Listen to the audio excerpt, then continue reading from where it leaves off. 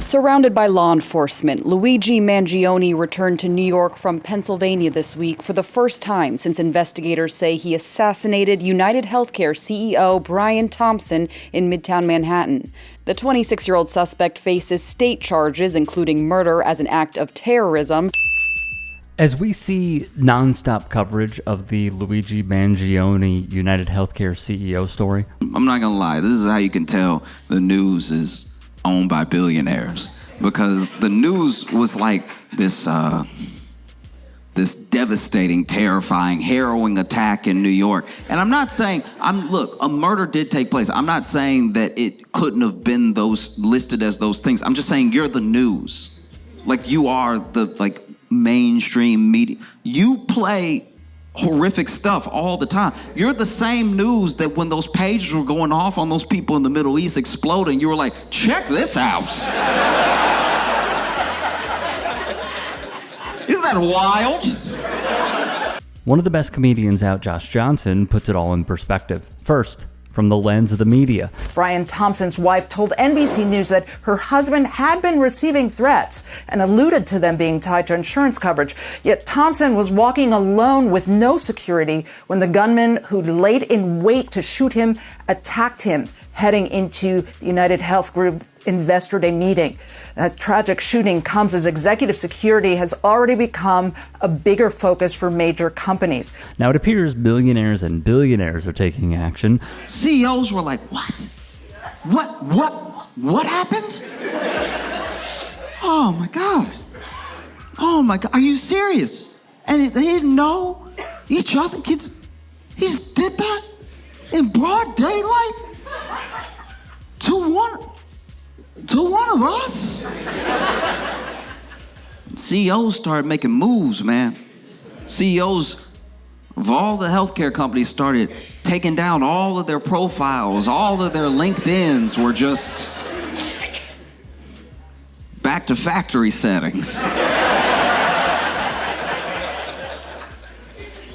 And look, I need to be clear about something. I mean, you're gonna glean this off of me the entire time. I don't want anybody to die, right? I don't celebrate death in any way, right?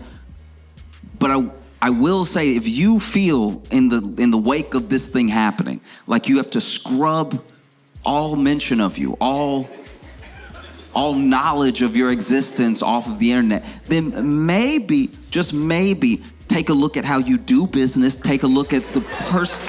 Do you know what I mean? Because...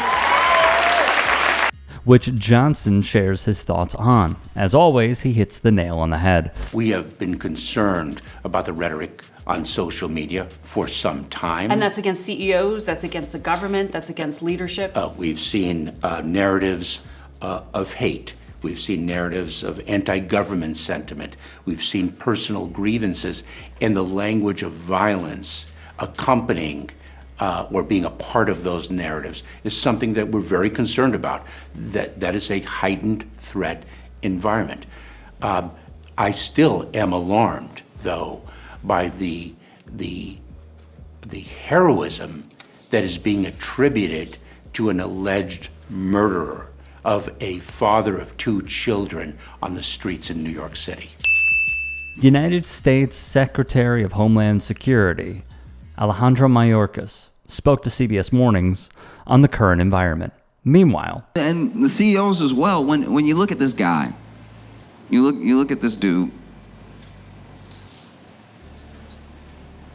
I don't think anyone was ready. I don't think the news was ready. I don't think the police were ready. I don't think the rich were ready for how, on the shooter's side the public was. And so out of it, you get these CEOs, you get these rich people going on the news and really campaigning, being like, look, the CEO, this man was a father, this man was a husband, this man, and they really appealed to the humanity of this CEO. And there were people who heard that appeal, and they said, yeah, no, I know he was a person, so was my cousin. So was my brother, so was my sister, so was my friend. You know what I mean? This man had children. He leaves children behind. This is a senseless death. It did not have to happen. And it's like, yeah, no, I know about I know about avoidable deaths. You know, I'm a customer. Bingo. Johnson puts it better than most do, and unfortunately, this message has been lost on cable news. Luigi Mangione faces 2 murder cases, state and federal, in connection with one killing of the United Healthcare CEO, Brian Thompson. What many will not say about Brian Thompson, the comedian Josh Johnson, does. And it's important to understand why. We know that murder is wrong. We know that death is a tragedy, right? Because to me, personally, when I look at any death, when I look at any killing in that way, I personally look at it as a loss and a tragedy, because as long as someone is alive, there's potential. There's potential to turn things around. There's potential to change. And then if you lose that potential, then your story gets cut short, and maybe things would have turned around. I'm not saying that they would have, but the thing that we're all wrestling with is that a murder did happen. Someone killed someone in cold blood. They just didn't kill an innocent man. Do you know what I mean? That's also what feels so conflicting about it. Like, a killer killed a killer. This dude was the CEO. A lot of people died under his watch, through his policy, through what United Health does. See, corporate America, capitalists, etc., will not view Thompson and other healthcare CEOs as just that, but it is unequivocally true to say they are. These are people controlling our lives by sucking the dollars out of our accounts so we have a chance of just living. Our mission and values are focused on helping people live healthier lives and making the health system work better for everyone. Johnson also touches on Thompson as in the actual person and how his own company seemed to care less. But this dude, make no mistake, he was a killer. He was such a good killer that the company was like, damn, Brian. Damn, you cold-blooded. We need to make you CEO. Wow, you don't care. You don't care at all. Women, kids, you get them all. Wow, Brian.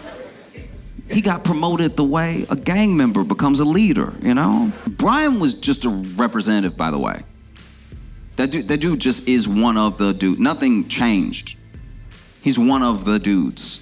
And he can be one of the dudes because the system's already there. A system, by the way, who didn't care about Brian either.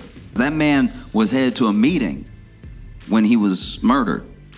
And investors still had the meeting. That's how it works. They were getting notifications on their phone that Brian was outside, and they were like, ugh, so the minutes. And they did start on time.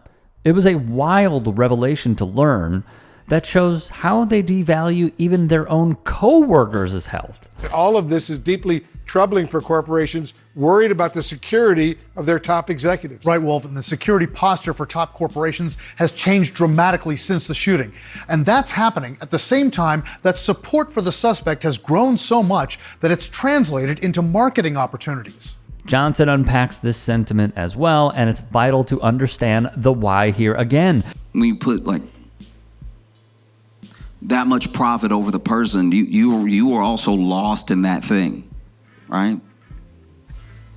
And I think that's a harrowing thing. I think for CEOs that was like a terrifying moment, because it was the first time that they saw that we see them the way they see us. Do you know what I mean? That's gotta be scary. Because for them, make no mistake, for them, we're not clients, we're not consumers, we're not customers, we're not even users. None of the names that they put in their reports, none of the things that they say to their shareholders, we're numbers, we're an account number, we're this thing. Which is why when we go away, when we disappear, when we die, it doesn't really mean anything to them. Because they never really saw us. It's because we all have a story. It is quite literally uniting in a time of great political division. Our shared grief in losing loved ones in a for-profit system that is dependent on gouging us to damn near homelessness, if not death, is relatable. Josh Johnson is a fantastic comedian, by the way, that deserves your support. Please check out his YouTube channel, his Instagram for more clips and posts, TikTok, where he has over 1 million followers, congrats to him, and his website, joshjohnsoncomedy.com, for tour updates. Hey, I appreciate you watching. Now, if you can, please do become a channel member by going to youtube.com/tytsports and clicking the join button. If that's too much for you, you can just go to tyt.com/join to become a member. It helps all of us out here at the Young Turks and keeps our network afloat. In addition, you could follow me on my socials on Twitter, Instagram, and TikTok. Appreciate the love. Have a great day.